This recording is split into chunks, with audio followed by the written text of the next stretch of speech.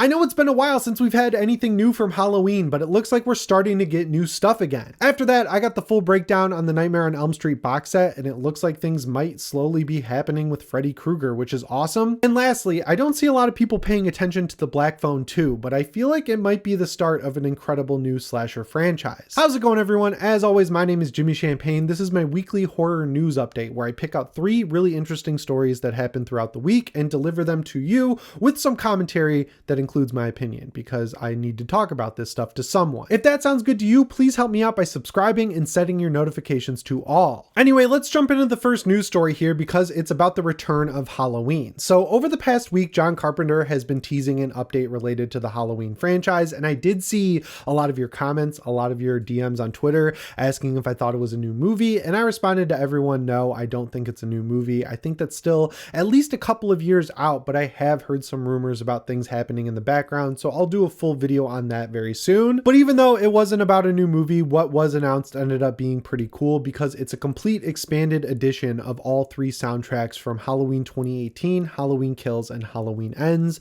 They're all on vinyl, they all come with digital downloads, and they're all new discs because, you know, they've already done all of these on vinyl with the releases of each movie, and you can buy it in a box set which comes with some extra stuff, and there's 2 different kinds of vinyl, which is pretty cool, and all of them individually can be bought separately, and they come with a special poster for each one. I'm really partial, I know this sucks, to the Halloween Ends version with the whole goopy face. That's been one of my iPhone backgrounds for a very long time. I'm pretty sure it's from the guy who does all the art for Cavity Colors, which is one of the better horror merch companies out there, right up there with Fright Rags. The best reason to pick this up though, of course, is that there's unreleased tracks included from each movie. They've released 2 of them, one from Halloween Ends and one from Halloween Kills, and I think both are pretty cool, so I'm excited to see the other unreleased tracks that come along with it. It comes out October 3rd, so it's right in time for Halloween, and I'm pretty sure you can pre-order it right now from Sacred Bones Records, and you should pre-order these if you want them because they do pretty big volumes of their printings, but once they sell out, they're basically sold out forever.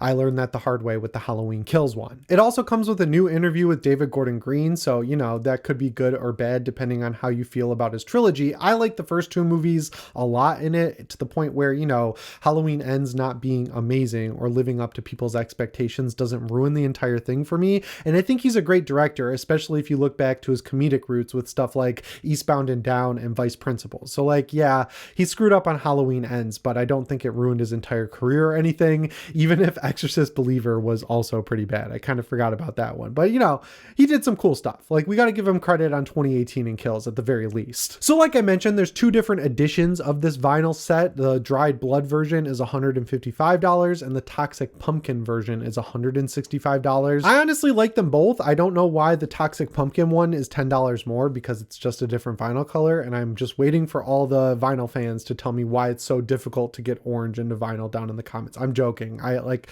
whatever. They're charging $10 more for one of them. They're both around 150 bucks. You can buy each of the individual records for $34 each, which seems reasonable. I'm going to get the box set. I already am going to go pre-order it right before I edit this video. I'm just excited to see Halloween getting new stuff again now that we're kind of past the last trilogy. Let's look forward to the future and what's coming next. Last we heard they were working on a TV show. I am very excited for a movie. Obviously, I just couldn't care less about a TV show. I think it kind of cheapens these brands when you make them into TV shows. Just like I said with Friday the 13th, I'm different, I guess, from some people out there. I don't care about the main characters. I don't need expanded lore. I don't need expanded drama between these characters to make you care about them, quote unquote. I care about the villain doing slasher things first and foremost. I am on YouTube. I have to censor a little bit. That's what I want. I think in all 3 franchises, Halloween, Nightmare, and Friday the 13th, the movies that stand out to me the most are the ones that understand why people like me are there and they treat the villain like the main character. Halloween 2018 and Kills very heavily feature Michael. Jason Lives treats Jason as the main character, and A Nightmare on Elm Street Part 4,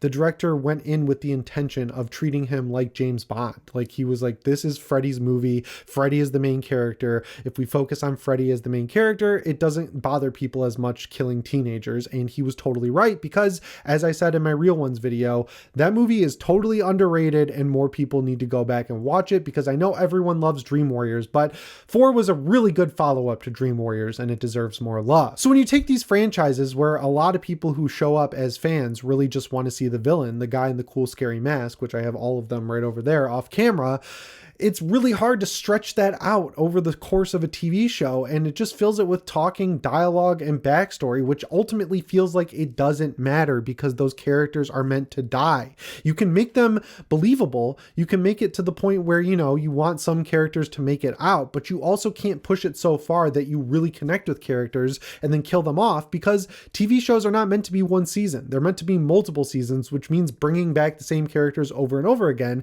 and that creates a paradox, which, like, how are you supposed to kill characters off if you're also supposed to bring them back again? And that's why slasher TV shows just haven't worked when they've been tried. I'm just getting really sick of the gaslighting from a section of the horror community who's acting like the only way to be successful with horror in 2025 is to, elevate it and make it A24 style. The only reason A24 is trying to work on stuff like Civil War, which is a giant big budget movie, or Friday the 13th with Crystal Lake, is because they're broke. Their movies are not working out. They're not returning the money that they need to for them to be profitable, which makes you money to spend on more movies. And if you look at Halloween 2018 and Kills, which are both very profitable, which is even more impressive for Kills because it was simultaneously released on Peacock, those are very classic style slasher movies, guys. Like, they're not these elevated experiences. Like, you have more of a character plot and they have a theme of trauma, which I hate. I'm so sick of trauma, but you can't say that they're A24 style movies or that they're elevated. Like, clearly that formula works. You don't need to change the entire core and identity of what your franchise was built on and is known for. So yeah, I'm less excited for the TV show. I'm way more excited for the movie. I am very excited though about these vinyls. Speaking of home releases though, let's cover this Nightmare on Elm Street box set again that I talked about last week, because since it leaked last week, we've gotten all the details surrounding it. So a lot of what leaked previously ended up coming true. We are getting a 7-film collection that includes everything except Freddy vs. Jason and the remake. The remake, I couldn't care less about. I did see some people defending it in the comments. Again, we are not doing the revisionism on the remake. The remake is bad. It is one of the worst horror movies ever, and it will be known on this channel going forward as one of the worst horror movies ever. Freddy vs. Jason, the haters are wrong. Freddy vs. Jason is awesome and totally encapsulates the time period it came out in, and honestly, I don't think there's really any other way you could do a movie like that, so I still revisit it every year, and I wish it was included in this box set. But a new element that has come out with the official confirmation over on Bloody Disgusting is that there's 2 editions. There's a Steelbook edition that's Amazon exclusive, and if you want to order it from overseas, you can get it through Zavvi. It keeps going in and out of stock, so just keep your eye on it. It has not gone up on Amazon just yet, but just keep the page open and continually refresh it, because in my experience, getting these Steelbook editions, they show up and they're gone, and then they show up again and they're gone, and it just keeps happening over and over again. I have faith that if you want the Steelbook edition, you'll be able to get it, but if you don't care about having the Steelbooks, you can also get a 4K collection in one regular DVD style box for $155. It comes out on September 30th, so you can pre-order it now and it'll be at your house by September 30th. That one is interesting to me because it comes with all the digital codes for those movies. And if you don't know, you can sign up for Movies Anywhere and connect Apple, Amazon Prime, and every other service, so it'll collect all of the movies you own across all of those services and unlock them across all of those services. So when I get these digital codes, I activate them and then Movies Anywhere gives them to me on Apple. No matter if you're using a Roku, a PS5, a regular streaming TV, or whatever, download the Apple TV app, use Movies Anywhere, because Apple's streaming quality is by far the best. It's not exactly like watching a movie off a 4K disc. If you do watch movies on a 4K disc, you'll see the difference, but it is almost not noticeable, and I've tried every streaming service out there.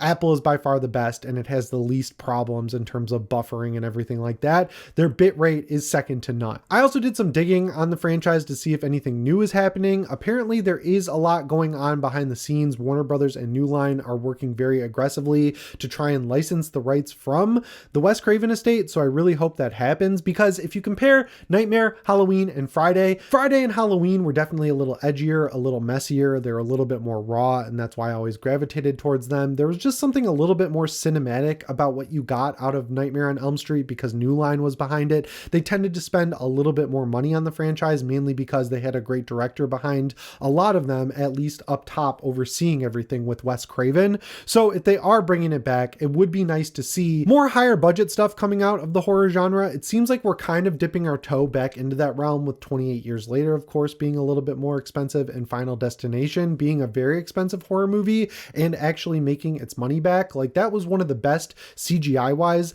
looking Final Destination movies in the entire franchise. So I'm really glad to see horror is finally getting more respect in terms of what companies are willing to spend on the budgets for these movies right now in 2025. And there's definitely room for all three, but in the meantime, I think this is a great way to get back into the Nightmare on Elm Street franchise. I'm just going to pre-order the cheaper one so I can activate all those digital codes on my TV and watch them while I work. Anyway, that brings me to the third news story of the week, which is a movie you should definitely keep on your radar, and that movie is The Black Phone 2. So if you've seen The Black Phone, it might be a little confusing as to how they're bringing the grabber back, because spoilers, 5, 4, 3, 2, 1, the grabber is killed by the main character at the end of The Black Phone, and they're kind of doing it in a way that seems so cool, but not necessarily what a company like Blumhouse would do. And what I mean by that is that he is a beyond the grave horror villain now. He's like Freddy Krueger, where he can still haunt people from the grave, which gives him more powers and makes him look even scarier. And from every screenshot we've seen from this movie, of which there are a few,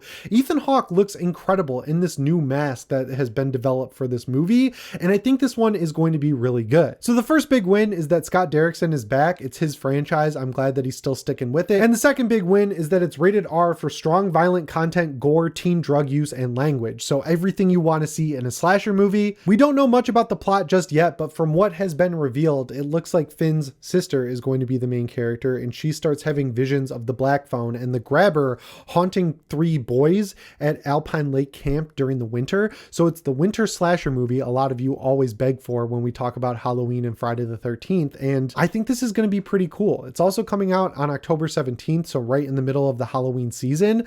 I really don't know what more we could ask for, and I just hope this doesn't continue the Blumhouse curse where, you know, Blumhouse makes a movie, it does incredibly well, Happy Death Day, you know, as an example, or Megan as another example, then they make a sequel that oftentimes is better than the first movie, but for some reason, people just don't show up to see it and the franchise dies. But this time around, they're not totally revamping the entire thing like they did with Megan and Happy Death Day. Like, Happy Death Day is more slashery, Happy Death Day 2 is more Back to the Future-y, Megan 1 is a horror movie, Megan 2 is like Terminator 2. This just looks like an even scarier version of the Black Phone, and I think that's going to work out in its favor. But yeah, as someone who never really grew up with slasher franchises, I'd have to imagine that back in the day, you didn't know you were living in the creation of a new franchise until it was already over. So I feel like showing up for day one for this one is kind of important. We've got a few slashers kicking around like Terrifier, Silent Night, Deadly Night's coming back, Friday the 13th's coming back. Let's get some new ones in there too, because there's room for new ones. Everyone's saying they want new ideas, but then when they come out, no one really shows up to support them. So yeah, I wanted to do my due diligence here, kind of tell you about the Black Phone 2, let you know why I'm excited, and hopefully it got you a little excited to see it this Halloween season as well. Anyway, guys, that's all I've got for you in this week's horror news wrap up. As always, my name is Jimmy Champagne. I'll see you in the next one. Thanks for watching, and shape on.